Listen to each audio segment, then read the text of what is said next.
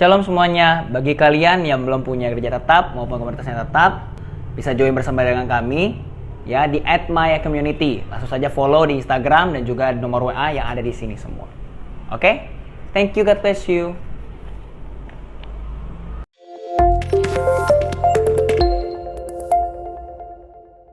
Shalom semuanya, kita kembali lagi di service kita. Tema hari ini saya ingin membawa tentang menang atas seks. Karena di dalam pacaran atau di dalam suatu hubungan pasti kita menghadapi seks ini. Nah, jadi kita akan belajar tentang bagaimana supaya kita menang atas dosa ini. Ya. Tapi kita harus tahu dulu nih bahwa seks itu apa sih? Apakah seks itu baik atau enggak? Kita akan belajar dulu. Tapi sebelum itu kita akan baca dulu di Roma 12 ayatnya yang pertama. Di dalam Roma 12 ayat yang pertama dia katakan, "Karena itu saudara-saudara, demi kemurahan Allah, aku menasihatkan kamu supaya kamu mempersembahkan tubuhmu sebagai persembahan yang hidup, yang kudus dan yang berkenan kepada Allah. Itu adalah ibadahmu yang sejati." Nah, saudara-saudara, demi kemurahan Allah, aku menasihatkan kamu supaya kamu mempersembahkan tubuhmu sebagai persembahan yang hidup dan yang kudus dan yang berkenan kepada Allah. Nah, jadi kita harus bisa menjaga kekudusan. Memang bicara tentang Tuhan itu pasti lebih ke spiritual, tapi bukan berarti Tuhan itu hanya berkuasa di rohani. Tuhan itu hanya bisa bekerja di dalam dunia rohani saja, tidak. Tuhan juga bekerja di dalam dunia jasmani kita. Hanya dia itu tidak bisa kita merasakan dengan 100% gitu. Apalagi kalau kita yang merasa bahwa Tuhan itu tidak hadir dalam kehidupan kita. Nah, itu udah salah banget. Udah parah gitu. Nah, jadi makanya kita harus bisa mengerti dulu bahwa hidup ini termasuk tubuh secara jasmani ini harus dipersembahkan kepada Tuhan. Dikatakan mempersembahkan kepada Tuhan bukan berarti kamu harus di gereja terus. Kamu harus bekerja di gereja, apa-apa di gereja, tidak. Tapi apapun yang kamu lakukan itu semua untuk Tuhan. Dan untuk kemuliaan namanya. Nah, jadi termasuk di dalam seks ini. Sebenarnya seks ini baik atau enggak sih? Seks itu baik kalau di tempat yang tepat. Kalau seks itu dilakukan pada saat sudah menikah, itu bagus, itu good. Itu malah membuat di dalam pernikahan itu semakin intim dan semakin bahagia di dalam pernikahan. Tapi kalau di dalam pacaran belum bisa. Bahkan bukan belum bisa, tidak bisa. Tidak bisa di dalam pacaran itu kita meninggikan seks, karena kalau kita meninggikan sesuatu hal yang bukan Tuhan Yesus, maka kita tidak akan bisa menikmati di pernikahan kita. Kalau yang kamu tuhankan, yang kamu tinggikan di dalam suatu hubungan atau yang kita sebut ini dengan pacaran, yaitu misalnya seks, maka kamu tidak bisa menikmati seks dengan istrimu nanti, dengan suamimu nanti. Karena yang kamu tinggikan adalah seks, yang harus kamu tinggikan adalah Tuhan. Bukan berarti saya mengatakan kalau ikut Tuhan itu dalam pacaran itu baca Alkitab terus. Kalau ketemu harus berkatanya shalom, harus baca Alkitab, berdoa 24 jam, tidak loh ya. Saya nggak mengatakan harus seperti itu, tidak. Tapi memang ada waktunya, kita harus punya waktu seperti itu. Hanya jangan sampai terlalu banget gitu. Dan juga jangan sampai tidak ada waktu luang juga dengan Tuhan Yesus. Nah, itu maksudnya. Jadi harus bisa balance antara dengan kita hubungan dengan Tuhan, dengan pasangan kita juga. Nah, jadi pada intinya adalah seks itu baik kalau di tempat yang benar. Nah, makanya di dalam masa-masa pacaran atau sebelum punya pacar, jangan sampai kita jatuh ke dalam dosa seks ini. Apalagi kalau misalnya di antara kamu yang berpikir, tunggu saya sudah menikah baru saya lepas dari pornografi. Atau setelah saya sudah punya pacar baru saya lepas dari pornografi. Karena saya butuh seks itu. Nggak bisa loh ya. Nggak bisa. Karena kalau misalnya meninggikan seks, maka kamu tidak akan bisa menikmati. Sekali lagi saya katakan ini. Saya berulang-ulang mengatakan ini karena ini sangat penting sekali. Jadi, please, kamu bisa menjaga hidup kamu. Persembahkan hidupmu itu kepada Tuhan Yesus. Jangan kepada kelaliman dan daging ini. Karena Tuhan ingin memakai setiap kita dengan luar biasa. Makanya datang sama Tuhan Yesus dengan sepenuh hati. Jangan setengah-setengah ikut Tuhan Yesus. Kalau kamu setengah-setengah ikut Tuhan Yesus itu udah susah nanti. Malah yang setengah-setengah itu bahkan malah lebih parah nanti hidupnya dibanding dengan orang yang sama sekali tidak kenal Tuhan. Karena dia setengah-setengah. Malah dia bisa membenci Tuhan Yesus langsung. Bukan karena hamba Tuhannya loh. Tuhan Yesus langsung, directnya langsung ke Tuhan. Makanya jangan sampai setengah-setengah sama Tuhan Yesus. Nah, jadi makanya kita harus bisa menang atas seks ini. Kita harus bisa menguasai. Gitu. Karena sekali lagi, kita harus bisa mempersembahkan tubuh kita sebagai persembahan yang hidup. Karena Allah kita hidup, maka kita harus bisa mempersembahkannya dengan hidup. Yang dalam arti, hiduplah di dalam roh. Di dalam Galatia dia katakan, hiduplah di dalam roh, bukan di dalam daging. Ya, dan bukan hanya di dalam roh, tapi kudus. Nah, ini dia kekudusan. Di dalam masa-masa pacaran itu penting sekali bicara tentang kekudusan. Jangan sampai meninggikan sesuatu yang seks ini lagi. Kalau kamu sudah tahu bahwa kamu misalnya adalah orang yang suka di dalam atau suka jatuh bangun dalam dosa ini, saya sarankan untuk tidak berduaan dengan pasangan kamu. Jangan berduaan, bahkan kalau kamu mau jalan-jalan pun, saya sarankan ajak satu orang. Supaya bertiga, karena percayalah di masa pacaran, orang ketiga itu adalah berkat. Tapi kalau di pernikahan, itu bukan berkat, itu kutuk. Itu dosa. Jangan ada orang ketiga. Ya. Taruhlah orang bilang katanya, oh akan jadi nyamuk gini-gini. Tapi lebih baik ada nyamuk yang mengganggu supaya kamu jangan jatuh dalam dosa. Karena percayalah ketika ada satu nyamuk ini, satu orang ini, satu neraka pun setan ingin masuk atau ingin merayu kamu, itu tidak akan pernah bisa. Makanya perlu sekali supaya kita belajar untuk taat kepada Tuhan Yesus. Kalau susah, cari teman. Yang jelas temannya jangan sampai temannya main belakang ya. Nanti takutnya ditikung lagi. Jangan sampai. Oke? Nah, jadi saya akan kasih 3 poin untuk menang atas seks ini. Yang pertama adalah kita menang atas masa lalu. Menang atas masa lalu. Nah, kenapa kita harus bisa menang atas masa lalu? Karena kita sering sekali tertuduh dengan masa lalu kita. Kita sering kali tertuduh, dan karena seperti itu, mari kita harus bisa menang di dalam masa lalu kita ini.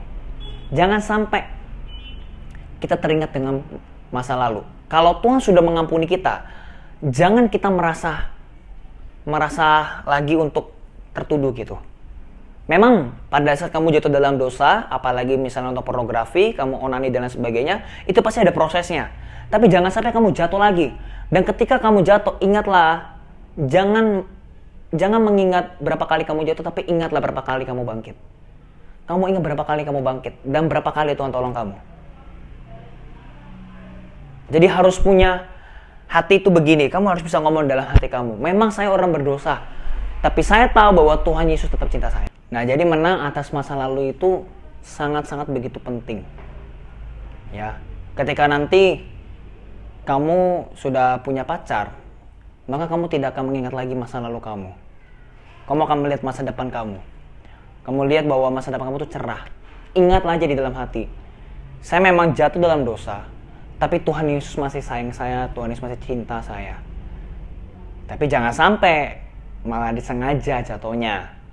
Sekalipun Tuhan mengampuni, tapi ingat, Tuhan itu, dia itu tidak bodoh. Tuhan tahu isi hati kita. Jadi jangan sampai kita punya motivasi-motivasi yang salah. Ya. Jadi jangan lihat masa lalu kamu lagi. Ketika kamu sudah diampuni Tuhan, mendekatlah kepada Tuhan Yesus. Karena Tuhan Yesus pasti akan menerima kita. Selama kita hidup, Tuhan pasti menerima kita. Gitu. Nah, saya akan sedikit kesaksian dulu. Saya juga orang yang suka banget dengan namanya dosa seks ini. Akhirnya waktu itu saya juga pelayanan kan. Saya pelayanan di gereja dan saya merasa tertuduh sekali. Malah saya berpikir bahwa saya itu merasa benar-benar orang yang gak layak banget lah layani Tuhan. Akhirnya setelah saya selesai pelayanan, saya datang ke kakak rohani saya. Dan saya cerita sama dia bahwa saya jatuh dalam dosa, dan disitulah ada satu kata yang sampai sekarang, atau satu kalimat yang sampai sekarang saya ingat. Kalau Tuhan tidak mau menerima kamu, kamu sekarang sudah mati, Yoel. Karena Tuhan masih sayang kamu, karena Tuhan mau pakai kamu, karena itulah dia akan masih kasih kamu hidup. Itulah yang menjadi pondasi saya. Kalau saya jatuh, saya bangkit lagi, saya berjuang keras supaya saya menyenangkan hati Tuhan lagi. Memang saya salah, tapi bukan berarti saya akan salah selama-lamanya. Justru orang yang tidak pernah salah, itu yang tidak akan tahu bagaimana caranya untuk bangkit. Itu dia. Makanya kalau ingin belajar sesuatu, jangan pernah takut. Sesuatu yang baru pasti buat kesalahan, pasti ada, buatlah kesalahan. Supaya kamu tahu mana yang benar gitu. Daripada kamu nggak pernah sekali untuk yang namanya jatuh. Tapi yang paling bijak adalah ketika kita sudah melihat orang itu jatuh, lalu kita mempelajari kenapa dia jatuh, maka kita jangan sampai jatuh di lubang mereka. Itu yang lebih bijak. Yang lebih bijak adalah kita belajar dari pengalaman orang lain, bukan hanya dari pengalaman diri kita sendiri. Itu lebih bijak. Jadi jangan sampai teman-teman yang belum pernah, misalnya belum pernah nonton pornografi, ya udah saya coba dulu deh, saya coba jatuh dulu deh. Jangan. Pasti ada teman kita yang sudah pernah jatuh, kamu bisa tanya. Bro, emang enak ya bro gini-gini? Pasti ada satu hal yang bilang emang enak, tapi lama-lama bosan. Nah dari situ kamu bisa belajar. Narkoba itu memang gak baik, tapi bukan berarti kamu harus mencoba dulu narkoba itu baik atau enggak. Karena sudah banyak orang yang memakai itu dengan sembarangan, lalu mereka jadinya kecanduan. Bukan berarti kita harus memakai narkoba supaya kita terlihat kita punya pengalaman. Jangan sampai. Kita lihat saja dari pengalaman orang-orang yang sudah jatuh ke dalam narkoba. Hidupnya seperti apa. Jadi jangan sampai kita memakai cara-cara yang salah juga. Gitu. Jangan sampai cuma hati kamu baik, tapi caranya yang salah. Gitu ya. Lalu yang kedua adalah menang atas hormon. Laki-laki dan perempuan pasti punya hormon. Nah, hormon inilah yang membuat kita itu menjadi jatuh ke dalam seks ini. Kita harus bisa menang atas hormon ini. Harus bisa menang. Gitu. Caranya bagaimana? Firman Tuhan mengatakan jika matamu gelap, maka gelaplah seluruh tubuhmu. Karena segala sesuatu itu dari mata. Nah, jadi kalau bagi teman-teman semua yang masih punya kelemahan di mana kamu punya mata yang istilahnya tuh gampang baper atau asal-asalan, atau dalam arti itu suka nonton porno, sedikit aja, please, lebih baik nggak usah lihat yang gitu-gituan. Sekali lagi, setiap orang itu kan berbeda-beda ya. Jadi jangan sampai kalau misalnya kamu yang gampang jatuh ke dalam dosa ini, jangan pernah nonton yang filmnya itu yang berkaitan dengan hubungan seperti itu. Kayak misalnya contohnya hanya kiss mulut dengan mulut. Kalau kamu dari situ udah tersulut, ya nggak usah, lebih baik. Gitu. Nggak usah. Karena setiap orang berbeda-beda. Contohnya kayak misalnya ada orang makan cabai, satu cabai aja udah pedes banget. Ada orang yang baru 3 baru pedas. Ada orang yang cuma sedikit aja itu udah pedas banget. Nah kita kan nggak bisa menyamaratakan orang-orang dalam memakan cabai. Nah demikian juga kalau kamu emang orang yang gampang jatuh ke dalam, misalnya seperti perempuan, ya seperti kalau sekali lihat langsung suka atau menginginkan, saya sarankan jangan suka nonton-nonton yang berkaitan dengan hubungan. Misalnya hanya sekedar ciuman, lebih baik nggak usah lihat. Gitu. Kalau saya mempraktekkan hal yang seperti itu. Kalau saya tahu bahwa saya itu nanti pasti jatuh, saya lebih baik nggak usah lihat. Saya nggak usah lihat. Bahkan kalau saya punya pasangan, ketika saya udah punya pasangan, saya sudah memberitahu diri saya sendiri bahwa ketika saya nanti punya dan tiba-tiba ada wanita yang lebih cantik daripada dia, maka saya akan lebih baik melihat dia. Atau enggak, saya nggak usah perlu lihat itu wanita, daripada saya jadinya mau dengan orang itu. Nah ini adalah cara saya, dan teman-teman mungkin mau pakai juga silakan, karena setiap orang berbeda-beda. Tapi inilah cara yang bisa saya kasih. Jadi menang atas hormon itu seperti itu. Lebih baik nggak usah lihat. Nggak nonton juga nggak mati kok. Nggak nonton film yang dimana lagi viral, yang lagi banyak ditonton orang, nggak apa-apa kok. Daripada kamu jatuh dalam dosa, lebih baik nggak usah nonton. Gitu. Oke, yang ketiga adalah menang atas iblis. Iblis itu pasti akan selalu menggoda kita. Dia pasti akan menggoda kita terus. Mau bagaimanapun caranya. Setiap hari kita akan digoda. Dan kita harus bisa menang atas iblis ini. Karena pasti nanti akan ada intimidasi. Ingat dulu lu tuh orang yang jelek. Lu adalah orang yang gak berguna. Itu pasti. Bisa melalui hati, bisa melalui teman-teman, dan lain sebagainya. Bagaimana cara melawan iblis ini di mana kamu harus mengingat bahwa Tuhan menyayangi kamu. Makanya sering baca Alkitab dan berdoa supaya kamu tahu bahwa Tuhan sayang sama kamu. Dan supaya kamu lebih cinta sama Tuhan Yesus. Nah, saya akan kasih kesaksian dulu. Saya juga pada saat saya jatuh, itu saya langsung datang sama Tuhan Yesus. Saya langsung berdoa dan saya langsung menyanyikan lagu Yes, Jesus love me. Yes, Jesus love me. Yes, Jesus love me. The Bible tells me so. Nah, jadi pada saat itu saya berdoa. Saya tahu bahwa iblis sedang mengintimidasi saya. Iblis bilang, lu tuh gak layak. Siapa bilang Tuhan sayang sama lu? Karena saya nyanyi lagu itu, Yes, Jesus love me. Apakah buktinya? The Bible tells me so. Alkitab memang mengatakan kepada saya, kamu tidak bisa melawan firman Tuhan, hai kamu roh jahat. Karena firman Tuhan itu adalah hukum semesta alam. Tidak ada yang bisa melawan firman Tuhan. Setan pun, mau sejago-jagonya setan, dia nggak bisa melawan firman Tuhan. Makanya pada saat iblis ingin menjatuhkan Tuhan Yesus, mencobai Tuhan Yesus, dia memakai firman. Makanya kalau kita baca firman Tuhan cuma 5 menit, apalagi 5 menitnya tidur, gak bisa melawan setan. Makanya kita bisa baca firman Tuhan supaya kita bisa menang atas iblis ini. Gitu. Jangan juga karena Yesus sudah menebus kita malah kita meleha-leha, kita mengentengkan setan. Jangan.